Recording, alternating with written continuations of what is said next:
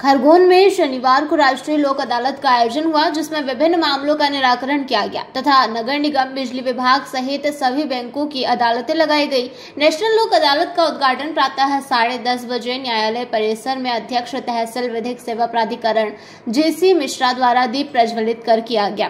न्यायाधीश मिश्रा ने नेशनल लोक अदालत में समझौता द्वारा प्रकरण का निराकरण करवाने से होने वाले लाभ तथा सस्ता, शीघ्र, सुलभ न्याय की अवधारणा पर प्रकाश डालते हुए प्री लिटिगेशन प्रकरणों में शासन द्वारा प्रदत्त अधिभार में छूट का लाभ लेने हेतु व्यक्तियों को प्रेरित कर अधिक से अधिक प्रकरणों का निराकरण करवाने हेतु अपील की।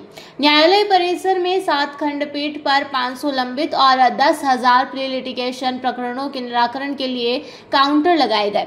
नेशनल लोक अदालत में न्यायालयों में लंबित तथा प्री लिटिगेशन प्रकरणों का समझौते के आधार पर निराकरण किया गया, जिसमें विद्युत विभाग नपा द्वारा प्रदाय की जाने वाली छूट का लाभ भी पक्षकारों को प्राप्त हुआ। न्यायाधीशगण, अधिवक्तागण, कर्मचारीगण एवं पक्षकारों के सक्रिय सहयोग से नेशनल लोक अदालत का आयोजन सफल रहा।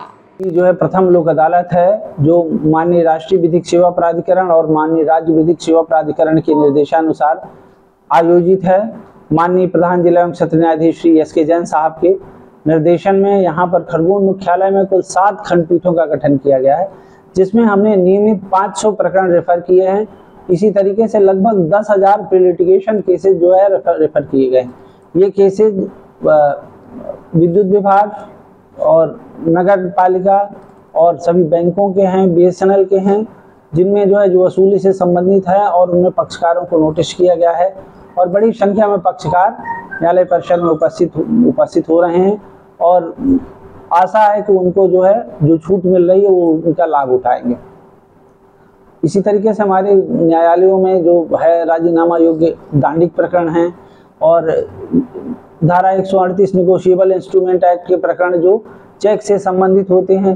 इसके अलावा मोटर एक्सीडेंट क्लेम के प्रकरण रेफर किए गए हैं, जिनमें पक्षकार उपस्थित हो रहे हैं और संभावना है कि उसमें काफ़ी मात्रा में राजीनामा हो जाएगा। लोक अदालत का सबसे अच्छा लाभ ये होता है कि इसमें दोनों पक्षों में से कोई भी पक्ष की ना तो जीत होती है ना हार होती है, क्योंकि मामला आपसी समझौते से निराकृत किया जाता है। उसका लाभ ये रहता है कि एक तो प्रकरण पूरी तरह से समाप्त हो जाता है, उसकी अपील नहीं हो सकती, दोनों पक्षकार आपस में संतुष्ट महसूस करते हैं। और आर्थिक पहलू से देखें तो जिन मामलों में किसी भी तरह की कोर्ट फीस लगी हुई है, चाहे वो सिविल केस हो चाहे धारा 138 के केस हो, वो फीस पक्षकार को वापस हो जाती है। और जो चेक से संबंधित मामलों में आजकल प्रशमन राशि होती है जो लगभग 10% होती है, उसमें भी छूट प्राप्त हो जाती है और कई बार तो पक्षकार के आर्थिक उसको देखते हुए 1% राशि में ही अनुमति प्रदान कर दी जाती है। तो यह अपेक्षा है कि अधिक से अधिक लोग विभिन्न विभागों से प्राप्त होने वाली छूटों का लाभ उठाते हुए आज अधिक से अधिक प्रकरणों का निराकरण हो पाएगा। धन्यवाद। खरगोन से अबरार पठान की यह रिपोर्ट।